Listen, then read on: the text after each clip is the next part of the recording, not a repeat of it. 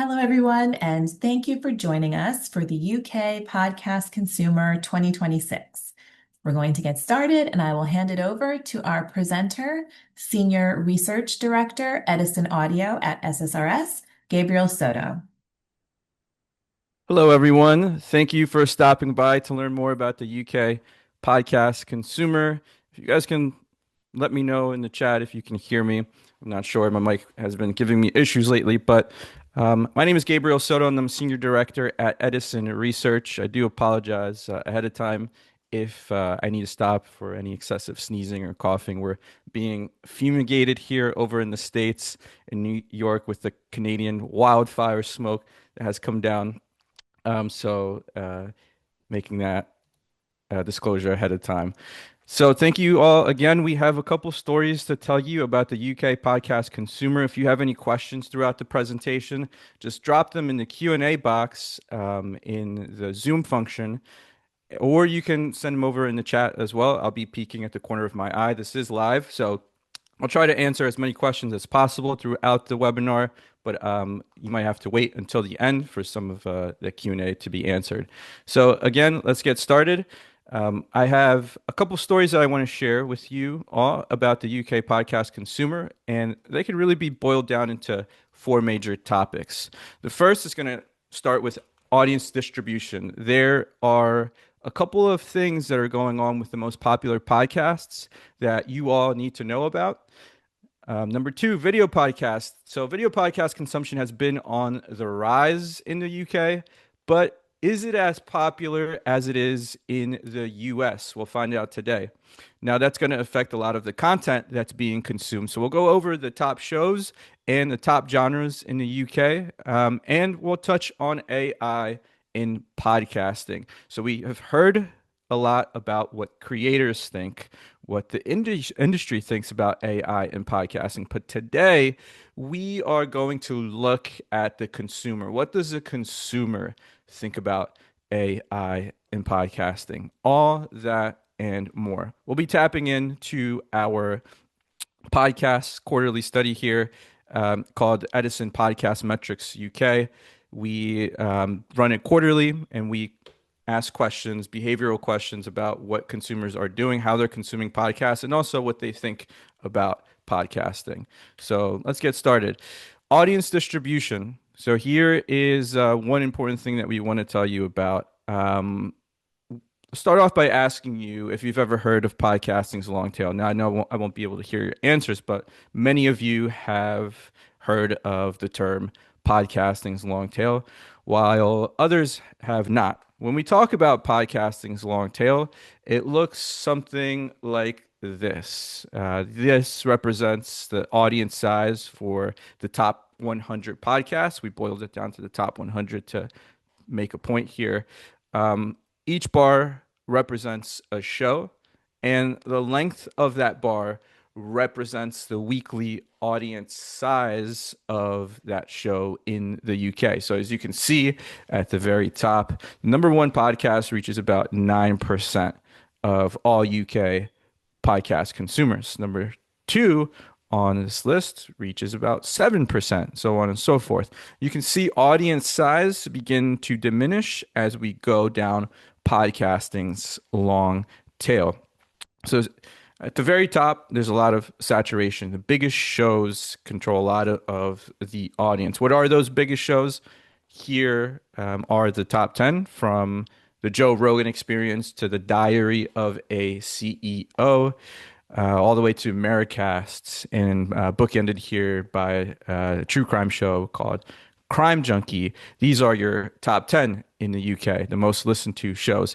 If we were to combine the audiences of these 10 shows, of course, accounting for any overlap in audience and deduplicating them, we would get an incremental reach. A total cumulative reach of those 10 shows reached 33% of all UK podcast consumers, so 1/3. What's also interesting is that in order to reach half of all UK consumers, you only need the top 29 shows. Now, of course, for an advertiser, that's easier said than done. We'll talk about that in a second.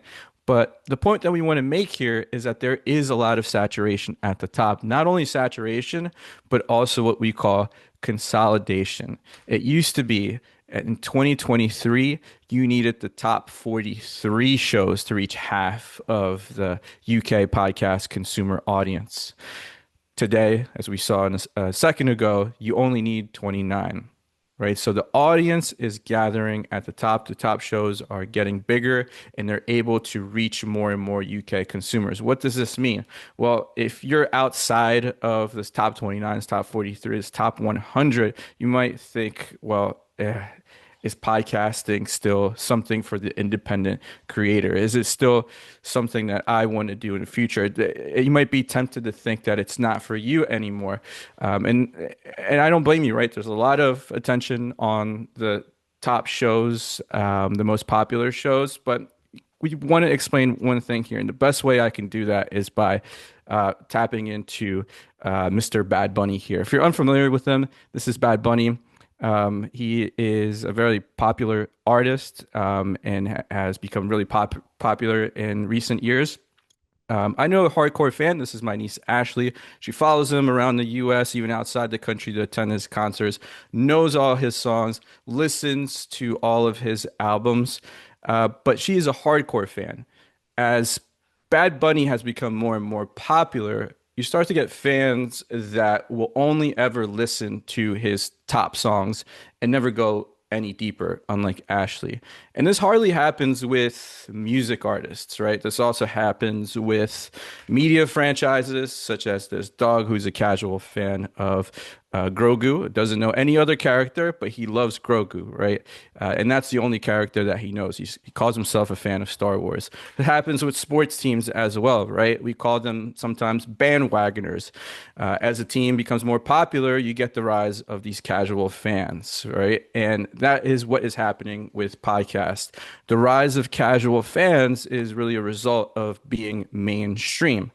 Mainstream, that was the very word that was used to describe podcasting just 1 year ago, right? Pod News reported that podcasting in the UK has become mainstream. Why? Well, if you can look past my big head here, you see that in the Infinite Dial UK study that we published last year, the number of UK podcast, the number of the of British people in the UK surpassed 51% of people who listen on a monthly basis. So there are more monthly podcast listeners in the UK today than those that do not listen on a monthly basis. So podcasting had become mainstream.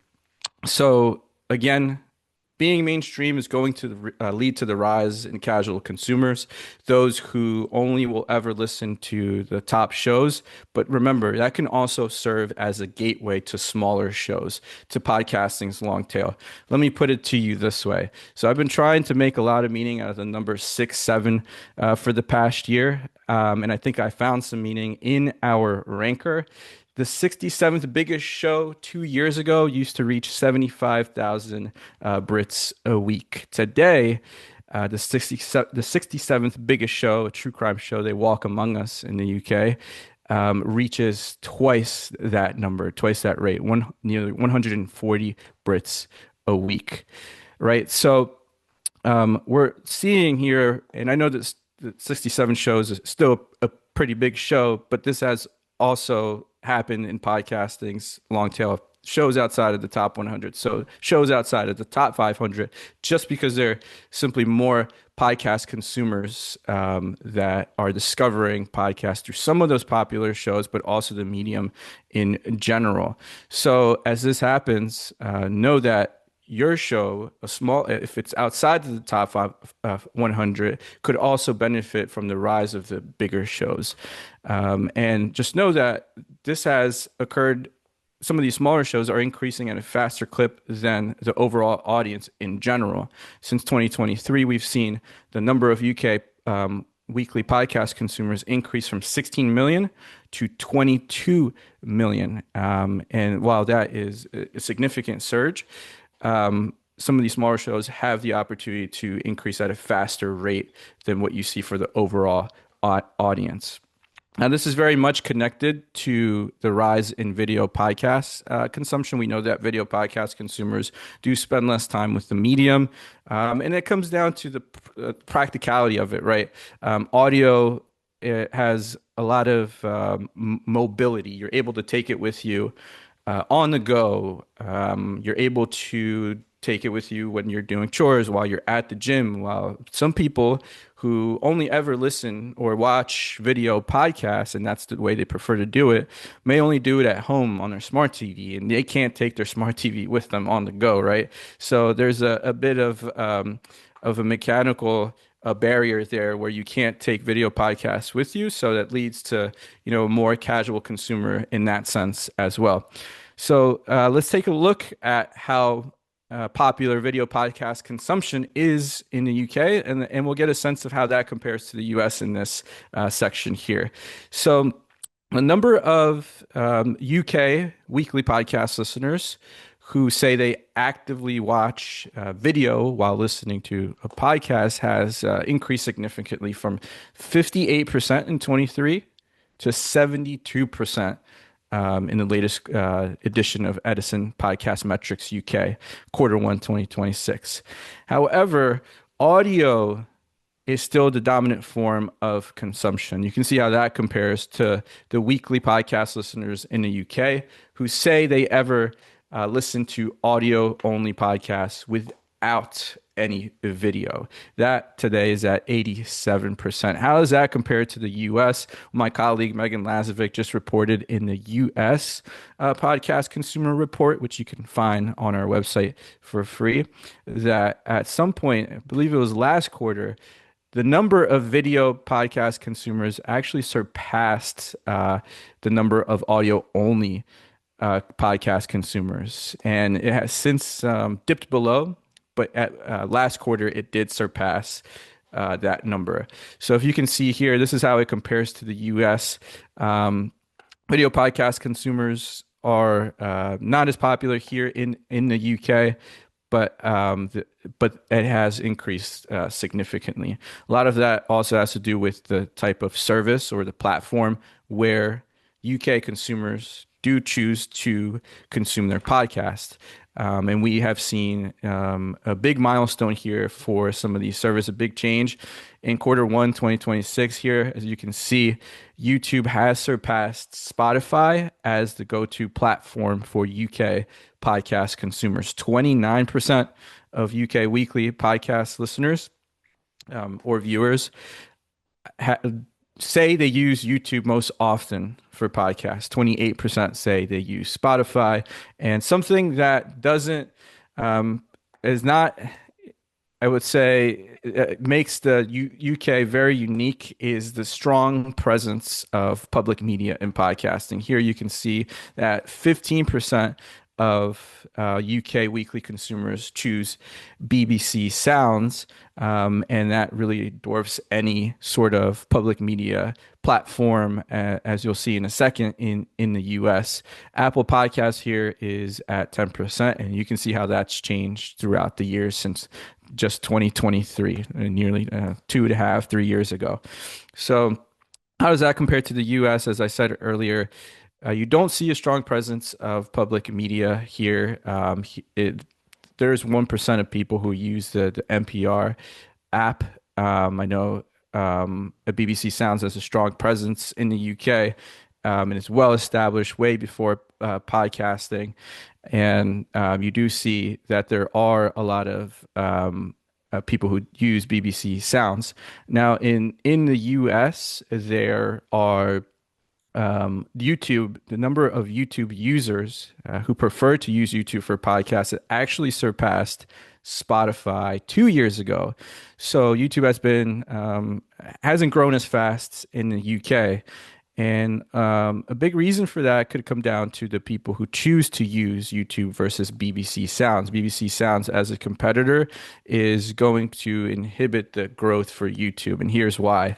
If you break down the people who are using each of these platforms, we can see some clear differences. So here's the gender and age composition of the overall, in the third column, I should say here, for UK weekly podcast consumers, and then the composition for those who say they prefer to use any of these services. So you can see for YouTube, it's more male leaning. Spotify is about even, and BBC Sounds is also male leaning. When you look at the age groups, um, YouTube users are more likely to be younger within that 15 to 34 age group, and Spotify even more so. 52% are 15 to 34 years old. BBC Sounds, however, is a bit different. You see them skew older within that boomer age group, 55 plus.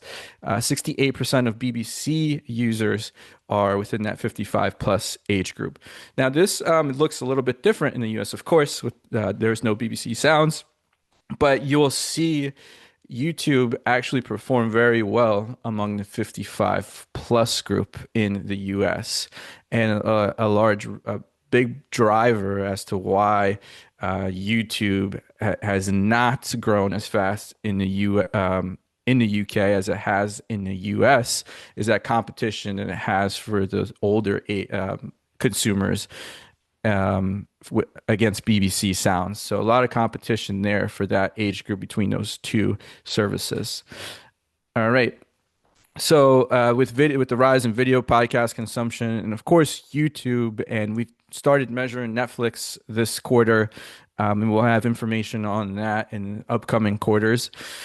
We are also seeing a trend here for the devices that UK consumers choose to consume their podcasts. So you can see that mobile phones, smartphones here have seen a decrease in share of people who say they use that device most often since 2023. Computer has increased by 2 points, relatively stagnant. Tablet, same thing. Smart speaker.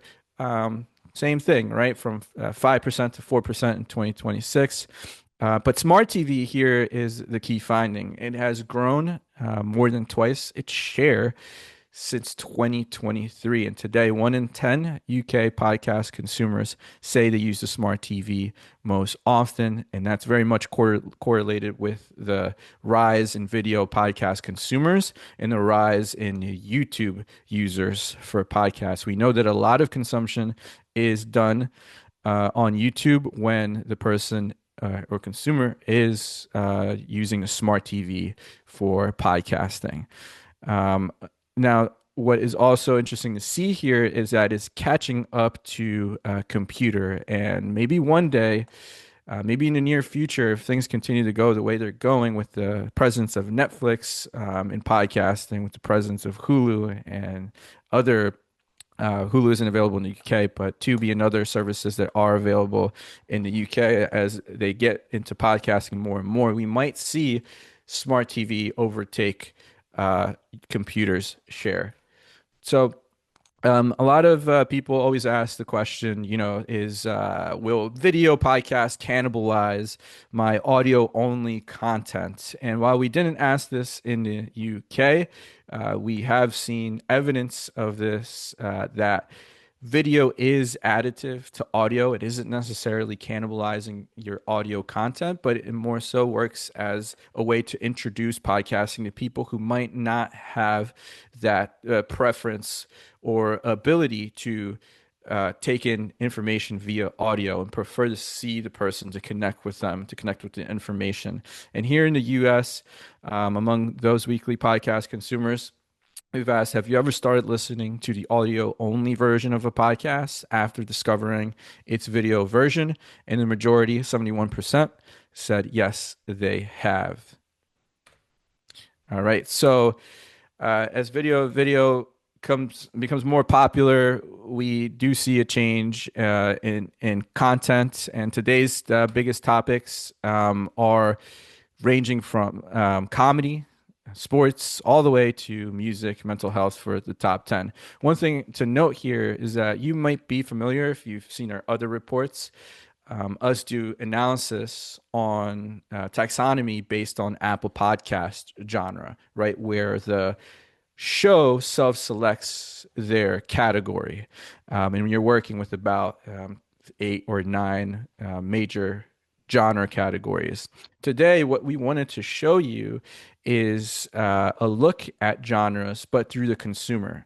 So in this case, we asked the consumer to tell us the topics based on an aided list. Yes, it is an aided list, but a few more categories that are a little bit more niche. And we do to ask them, tell us all of the topics that you've listened to on podcasts, and this is left up to the interpretation of the consumer. So if someone like Stephen Bartlett on Diary of a CEO has a guest who talks about the World Cup or sports, you might consider that sports, but the show itself is categorized as business. So this gives a little bit of a different view on the genre. That is one that's left up to the interpretation of the consumer here. So these are the top shows, a bit different than the US. You see true crime lower on the sports lower on the ranker for the US, and history and news as well, a little bit lower on the ranker. These are the top 25 shows. They're the most popular, the biggest weekly audience sizes in the UK. Again, here we've seen the top 10, the Joe Rogan Experience, a diary of a CEO. Every quarter, we look for stories, and some of the biggest stories that came out of quarter one. Um, a lot of increase in audience size for shows that covered news in America. If you go back 6 months ago, you can probably find stories that from Americasts and the news agents and newscasts from the BBC that covered some of the biggest stories that came out with the capture of Nicolas Maduro, ICE raids and ICE protests, and the Iran war, of course. So those were big news topics that were covered for all of those shows, and we saw an increase in that with Americast breaking into the top 10 for the first time. You also see that a lot of these shows all have a video component, and if they don't have full episodes, they at least promote a lot of their episodes via video. So it is very hard to break into the top 25 without having a video component and having access to that YouTube audience. A lot of these shows are also American-based shows. The Joe Rogan Experience, Crime Junkie, Call Her Daddy, The Daily. But know that British shows or UK-based shows are also popular in the US. Let's take a look at some of them. So these are the top 10 UK-based podcasts in the US. And this is their ranking for each one in the States. So Diary of the CEO is the top one, ranking in 26th overall. The rest is history, ranks in 61. And then you have On Purpose with Jay Shetty, a lot of UK-based hosts here. So what we mean by that are those who were born or from the UK or that is developed by a UK organization such as In Our Time. The rest is politics. Originally a UK-based show, UK run by a UK organization, although they focus on and have American hosts. So these are your top 10 here. What's important to note here, especially for advertisers, is just an idea to advocate for UK-based podcasts a little more. When you're advertising on the shows, know that you're not only reaching the UK audience, but you're also reaching a lot of people in the States as well. And podcasts, of course, are global. And if we were to combine the audiences for these shows, we know that they have the ability to reach 3.5 million Americans each week.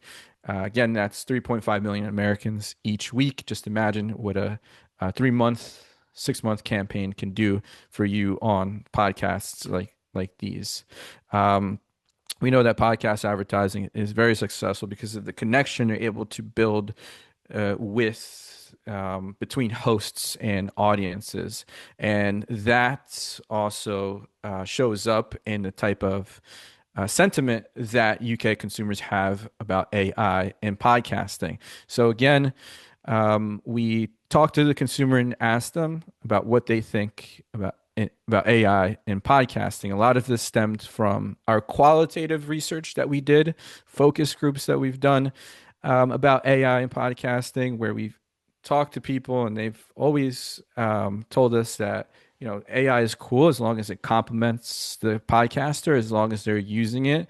But we draw a line in the sand as a consumer. We want the AI, we want the podcast to be hosted by a human, and that really bears out here in this metric. So we did ask the question: do you approve of or disapprove of podcasts using generative AI to complete the following steps of the podcast creation process? And here I'm just revealing the items that the majority of the UK podcast audience approves of. So you can see 66% say they approve of podcasting using AI to conduct research. 64% approve of podcasts using AI to brainstorm ideas, all the way down to find guests. And then I'll reveal here the items that the UK podcast consumer were the majority disapprove of being used in podcasting. So edit existing video, generate video, write social media posts, and clearly the number one most disapproved item on this list was host the podcast as an AI generated voice. That is the most disapproved of item in this list for AI being involved. So again, a lot of consumers do prefer to see and hear a human when they listen to their podcast. And it's something that many of these AI hosting companies are going to have to overcome in order to succeed in the space. Another question, we wanted to gauge if they think AI is a threat at all to podcasts, and the majority do believe that AI is either very much or somewhat of a threat to the quality, the creativity, and the credibility of podcasts. So, a lot of anti-sentiment against AI. So, just to recap, we saw how the biggest and most popular shows have gained more reach of the UK podcast audience, although that is benefiting some of the smaller shows and podcasting's long tail. Know that the rise in casual consumers comes along with being mainstream, which you are all mainstream now. And that is very much connected to video podcasts and the rise of the video podcast consumer. Video podcast consumers also affect the type of content that is going to rank in the top 10, the top 25, top 50. And a lot of consumers do believe that AI is a threat to podcasting, even along this, even as the top podcasts have gotten bigger in the backdrop. So just keep that in mind as you plan your strategies, um, your next content, your how you advertise, how you sell your podcasts in 2026. So once again, my name is Gabriel Soto, and this has been the UK Podcast Consumer Report. This will be sent directly to your inboxes if you registered for this, which if you're here, you all did. Let's take a look at the chat if there are any questions. So no questions in the chat, and I do not see any in the Q&A. Let's see here. I'll stop there and give you all a moment to ask any questions. Let's see. All right. If you want to stay connected with us, you can find us on edisonresearch.com and look for more information on podcast consumers there. We have a lot of thought leadership and free reports like this. Be sure to follow us on our weekly insights letter. We post the most relevant findings and timely findings for you that go straight to your inbox every Wednesday. Megan Lazovic asks, will the replay be online? Yes, it will. Shortly after this webinar has ended. And again, you'll get the PowerPoint or the PDF version of this report directly to your inboxes. Thank you so much. Again, this is from Edison Podcast Metrics UK, Edison Research at SSRS. We thank you for joining us today. Have a great and wonderful rest of your afternoon, morning, wherever you are. Bye bye.